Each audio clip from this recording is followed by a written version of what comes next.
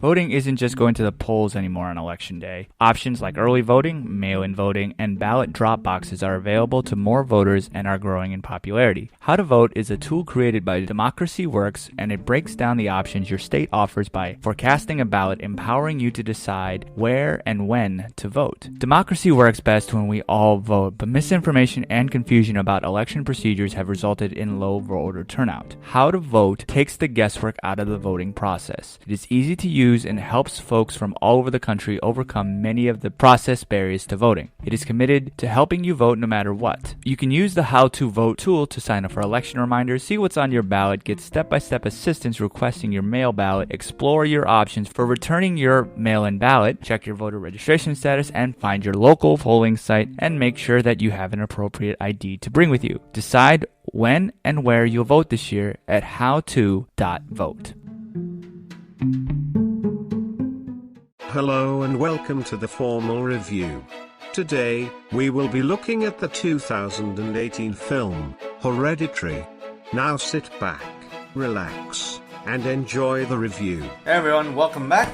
My name's Andre, creator of Box Office Buzz, and today we're going to be talking about A24's newest film. Now, as with all of these reviews, there may be some spoilers, but with this review especially, I'm going to give you as little information as possible because that's how I think the film is best seen.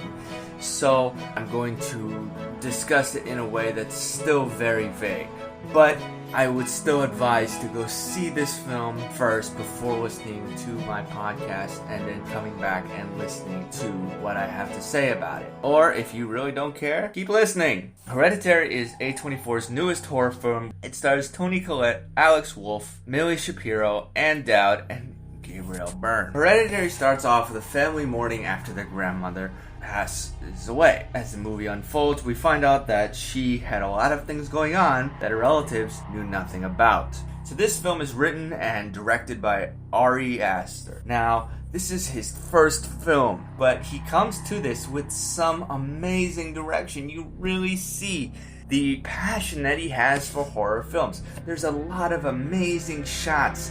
Now this film has been marked as one of the scariest films of all time. They're calling it being the best film since The Exorcist, just as scary as disturbing.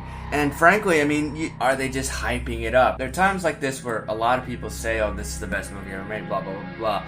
And I go into it and I'm disappointed because the hype is up so much about it. Now, this film is an extremely good horror film. It's creepy, haunting, and it honestly has a jump here and there. This movie will shock you. It's extremely disturbing, but it's not so artsy horror film as a lot of A24's other films have been. If you've seen It Comes at Night, that movie is about the horror of the unknown. This film feels a lot more mainstream. Mainstream in the sense of types of films that are just meant to be there just to see teenagers get killed off. You have typical horror tropes like jump scares and characters that really have very minimal background, or it's the same stereotypes that you see every single time. Now see, this film has some aspects of that, but it has a deeper character behind it. There's a lot of cryptic storylines and more creepy than gory. And that's what this film really does well. It mixes this mainstream horror feel to this kind of arts house, artsy, independent horror. So if you are a fan of either, you're most likely going to get a good feeling about this film. This movie is extremely scary because of its visuals. I think that there's a lot of unsettling and dark imagery. Right when the film starts off, you know that the family is anything but normal. You have some great music, and honestly, it's some of the scariest that when it comes to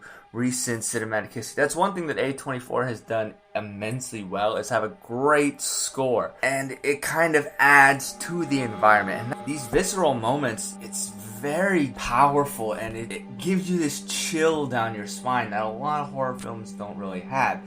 I think that that's one of the better parts about it. Now the main cast is all immensely good. Toni Collette as Annie, who is the mother in the film, is beyond fantastic. I think that she's able to play each part of this character's essential bipolarness to a T. I think that she could potentially get nominated for Best Actress for this. The characters playing her children, Millie Shapiro as Charlie and Alex Wolff as her son Peter, are also immensely good. And Ann Dowd as the creepy Joan, I think she's great. One of the problems with this film is there's a lot of things that really aren't explained very much. I think that this film tries to put out a lot of red herrings and tries to deceive you in a way that you don't expect the ending as much. And while that does work, it's still, when you look back at it, it kind of doesn't really explain every bit of the film and the overall story. And it could have been executed in a much better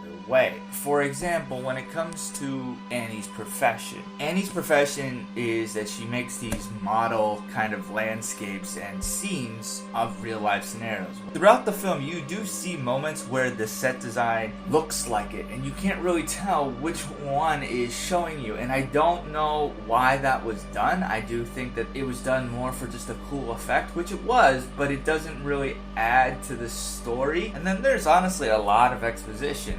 When you're finding more information about the characters, they're telling it to you. They're not showing you, and it can be hard to follow at times. But what makes these flaws kind of forgivable is the fact that, one, the characters are developed, I think, very well, and they're played extremely well. And I think if you cross the film between Rosemary's Baby and The Exorcist, you would get this film. Now, this isn't to say that this film is as good as those two, but it has aspects of those films. It's just as creepy at times. Honestly, just to compare them to those films is extremely high praise, even if it's not as good.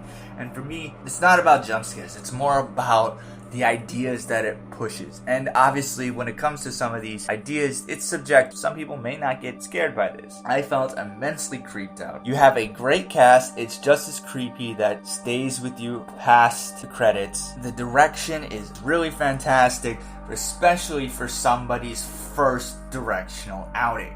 I can't wait to see what else he puts out, but I do hope that A24 isn't pushing for this more mainstream horror films and they stay to their art house roots. But I honestly think that this is one of the best horror films to come out in recent years. Like I said, if you're either a fan of traditional horror or art house horror, you're gonna find something in this film that has you satisfied. Overall, this is a haunting movie that has extremely frightening moments. It's not gonna beat the classics, but maybe in 50 years it may be considered one. This film potentially could make you want to go to sleep with the light on, and that's what makes it a very successful horror film in my mind. I would rate this film 4.5 out of 5 bow ties. Now, I want to know what you thought of the film. Did it scare you, or was it just okay? Talk to me about it on Facebook. Talk to me about it on Twitter. Talk to me about it on Instagram.